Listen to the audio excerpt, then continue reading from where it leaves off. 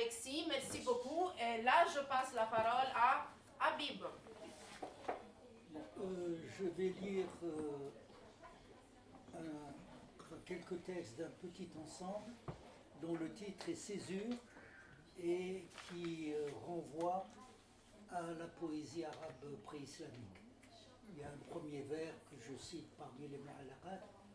الغدر الشعراء بعد توهم أم هل عرفت الدار بعد تردم.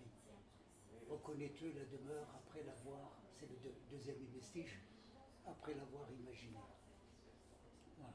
C'est l'évocation des traces. C'est une poésie qui évoque souvent, enfin, qui parle par rapport aux traces. Alors, ce premier ensemble, c'est évocation 1. Debout à évoquer. S'il commence par interroger une trace à moitié calcinée, c'est poussé par un atavisme ou plutôt une technique jalousement gardée. Dans le secret, il a tissé le poème. Des mois de retrait dans le désert livré au vent, conforme à la tradition. Gerçures et fouets, l'âpreté de l'écho initie à des ruptures de ton. Le sang se dilue dans l'éloignement. Se découvre alors la fragilité du rythme, une peur soudaine de l'obscurité l'accentue. Il ne parlera pas du frémissement de l'ouïe, ni de l'étrangeté des visions. Des images sonores se bousculent. Debout, il évoque ce qui reste de la demeure. Circonstance banale, contrairement au vocable pour la décrire. Toute une mise en scène rhétorique pour évacuer le mutisme de la cendre. Devant la maison. Largesse. Tu donnes et tu reçois. Tu relances la donne. Sans arrêt, dressé, turbulence du rituel, se délester gaiement, avec ostentation. Entretenir à bout de bras un feu caduc dans la nuit. Les jours s'amenuisent à mesure que le champ découvre les cavités de la maison. Celle que tu interpelles n'est pas vide. Tu as soupiré. Un nom dans le bruissement du vent. Puis, languis devant la porte, longuement. Il n'y a personne pour prêter l'oreille à un discours amoureux convenu. Les tournures sont subtiles. La forme, elle ne vise pas qu'à des prouesses d'équilibristes. L'écho te saisit parfois à la gorge.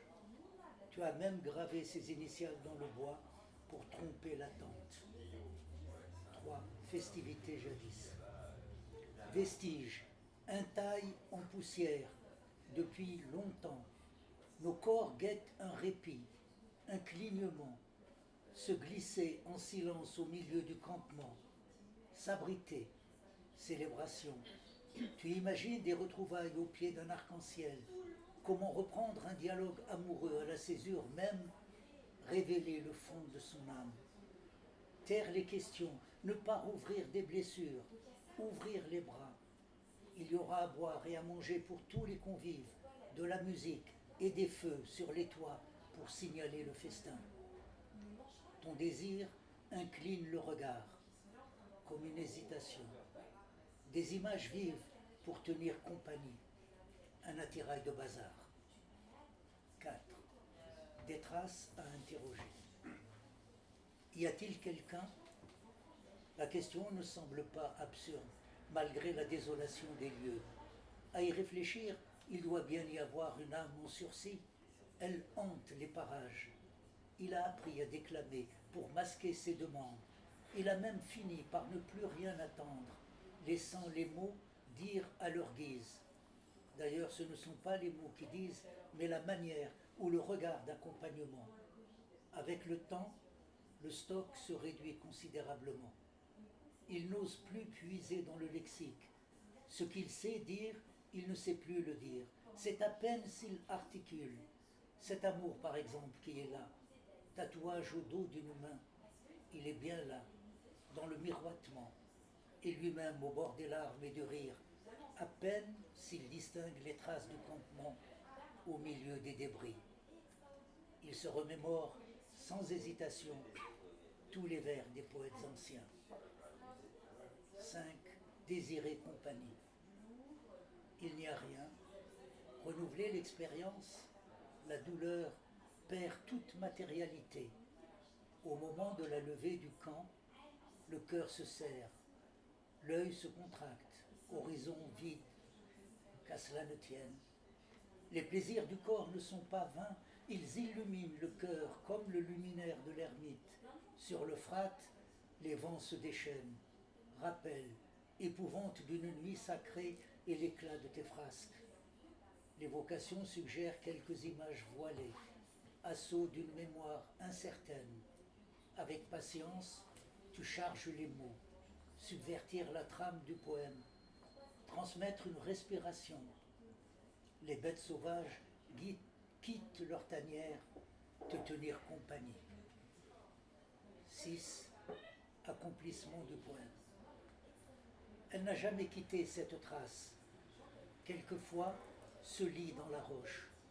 Chacun localise là où une nostalgie le presse.